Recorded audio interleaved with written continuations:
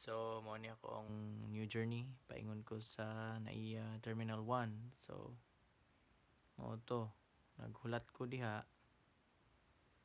Hulat ko. Paingon sa immigration sa Pilipinas. Then, ano ni, paingon ko sa Incheon dayon. Yeah, baklay ko.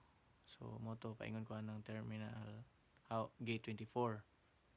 Yeah, nakaabot ko sa US nga time. Mo to baklay gyapon. So, yeah, then paingon ko sa immigration. So, nani sa Tacoma akong port of entry. Muna, baklay din ko. Paingon sa exit. Yeah, so muna, baklay na po. Nangita ko. Asa ko paingon.